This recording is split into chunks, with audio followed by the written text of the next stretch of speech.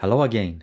This is part 4 of the View Animation Effects, Size, Position, and Rotation series, and we're now going to see how to animate these effects by using keyframes. Keyframing allows you to modify an effect over time, for example, to zoom in on an image or video and see the zooming in effect over time. Most effects can be controlled using keyframe animation and effects curves, not just size, position, and rotation. So what you'll learn here can be applied to most other effects, including third-party effects. One effect that cannot be keyframed is section. You should already have watched parts 1 to 3 showing how to use size, position, rotation, and the anchor point.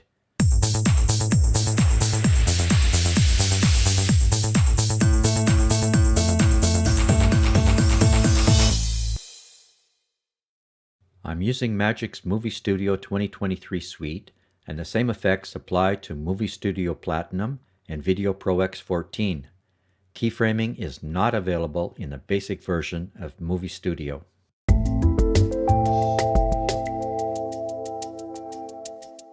We'll start by looking at the size, position, rotation screen and the keyframe area. I have the default window settings for Movie Studio and 2 photos on track 1, the first is 6 seconds long, the other 11, followed by a short video clip of 14 seconds. Select the first object on the timeline, go to Effects, View Animation, Size, Position, Rotation, and click on Apply Effect. Now we have the Size, Position, Rotation interface, and at the bottom is the Effects Keyframing window. If your screen looks like this with no bottom window, then click on the upwards pointing double chevron. Now we see the keyframe area. You could make this window higher or smaller by dragging the top interface with a mouse. We now see size, position, rotation, and a timeline beside it. The problem with the default Windows settings is that you have to scroll up and down to see many of the effects.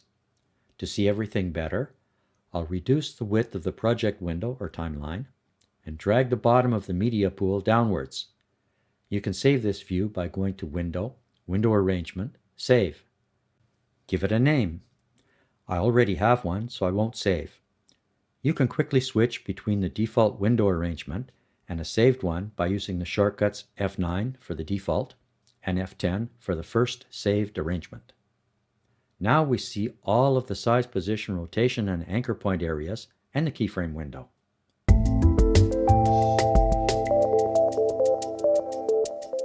In the keyframe window, size, position, rotation is highlighted in blue and the button bar immediately above it is open. The buttons can be selected. If the size, position, rotation effect is not highlighted, then the buttons cannot be selected. If this happens, just click on the effect to select it. On the button bar, there are 2 arrows at the left to go to the previous and next keyframes. Next is a diamond with a plus to set or add a keyframe at the location of the playback marker, a garbage can to delete a selected keyframe, a button to copy a selected keyframe to the clipboard, and a button to paste a copied keyframe from the clipboard. The button is not active right now because nothing has been copied to the clipboard. If a button is active, it means that a keyframe has been copied to the clipboard, and copying another keyframe or keyframes will replace the contents of the clipboard. Below that is a counter that shows the time in hours, minutes, seconds, and frames from the start of the selected object. Right now, there are no keyframes.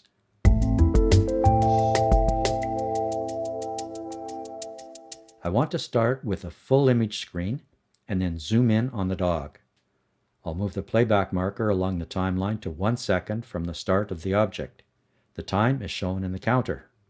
Note that the playback marker on the timeline and the keyframe window timeline are one and the same. They move together. Click on the Set Keyframe button and a white diamond is placed on the keyframe timeline. That is the keyframe marker. Click on it and it turns blue, meaning that it's selected, and the time is shown beside it. This is where we'll start the zoom. We haven't touched any of the effects yet, so they are all set to the default values. Move the playback marker along the keyframe timeline to about 3 seconds.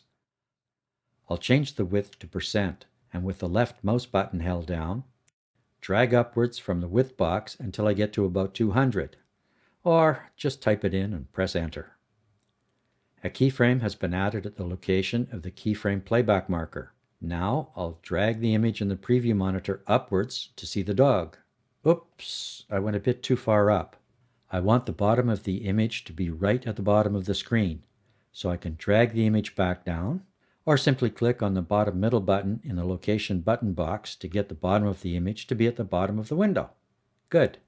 Playing it back, we see that it starts full size for a second, and then zooms in on the dog, then stays there. Move along the keyframe timeline to about 5 seconds, 1 second from the end. Click on the Add Keyframe button, and we see the keyframe.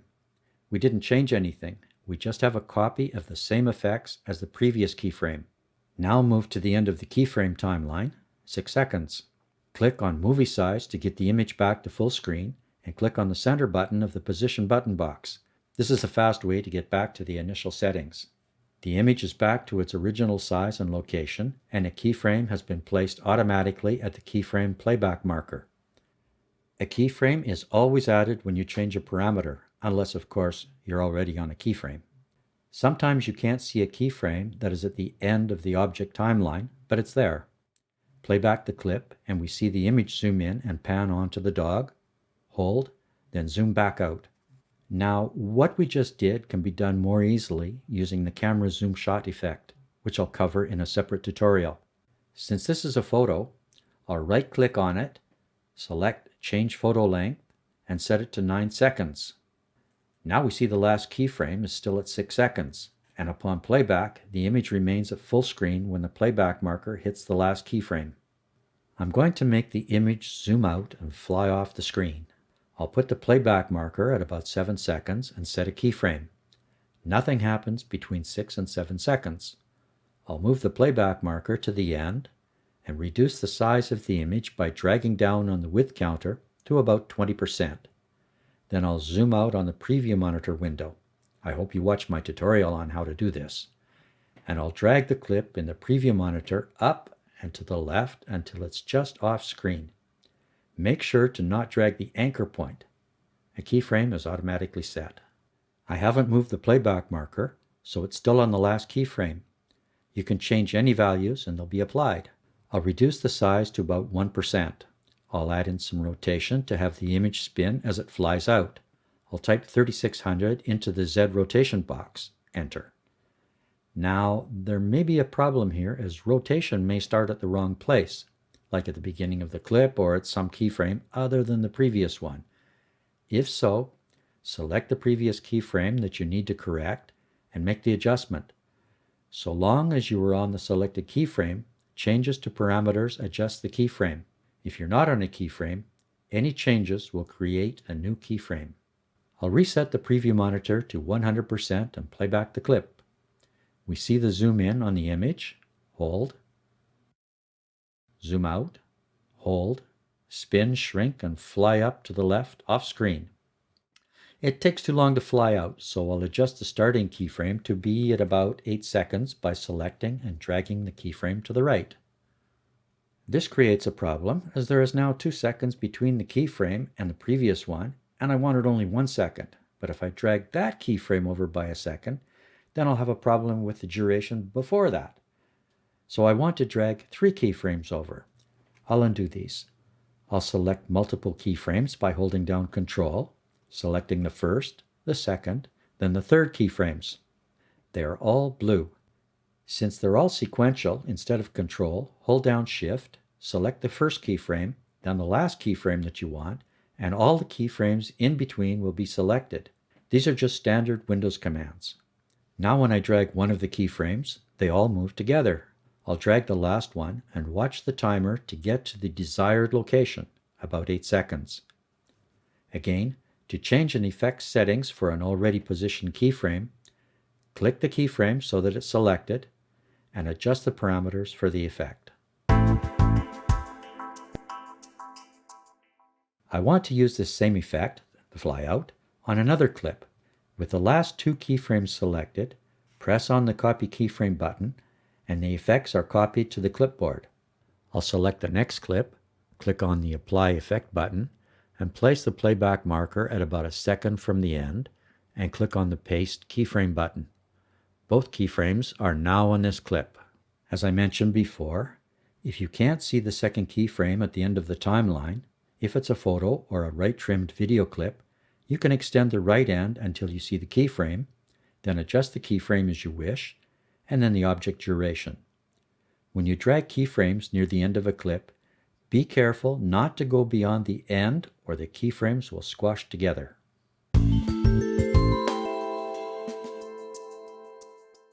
To the left of the size position rotation line in the keyframe window is a check mark, meaning that the effect is active.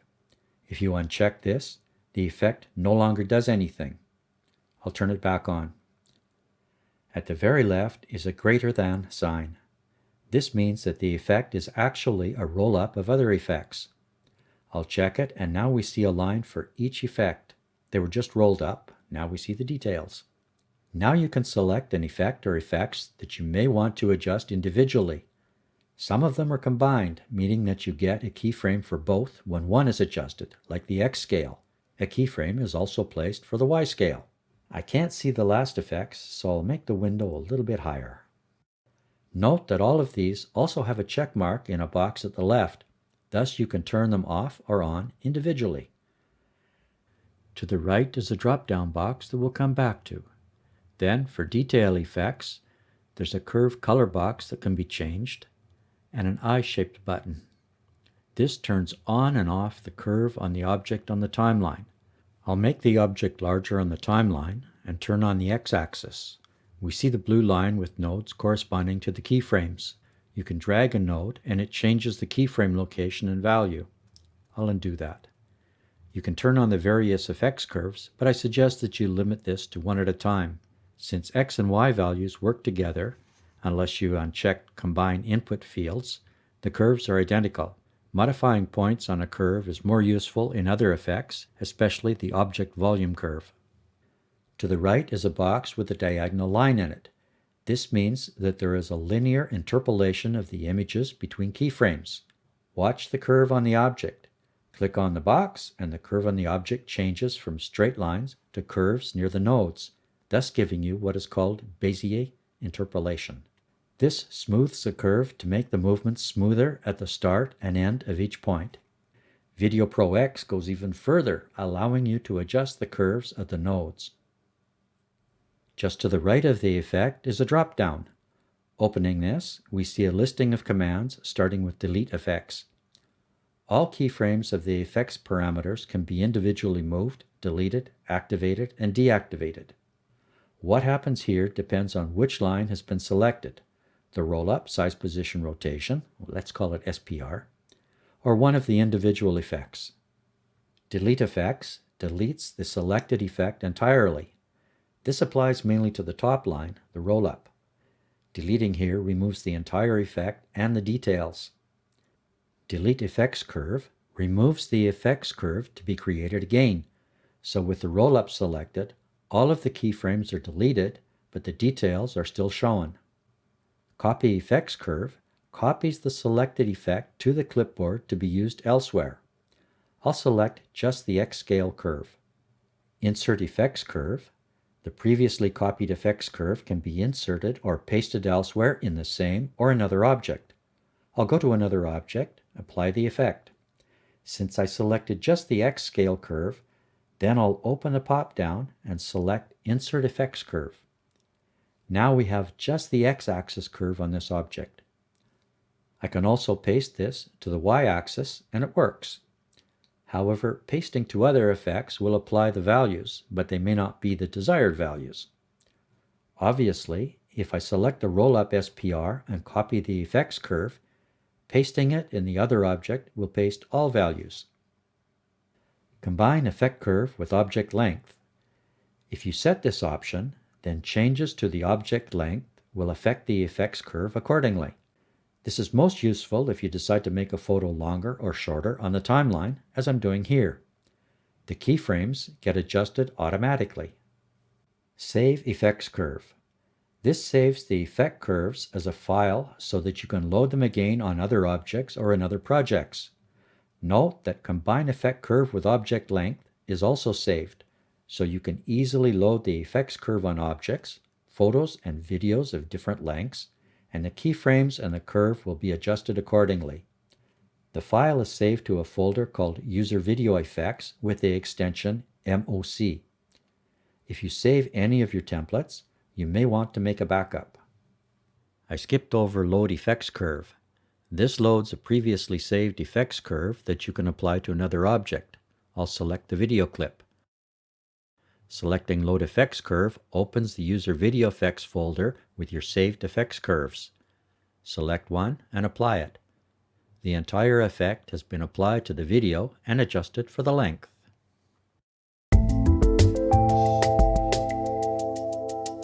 Edit Effects Curve. This opens a dialog box that allows you to stretch, compress, and move effects curves within the object.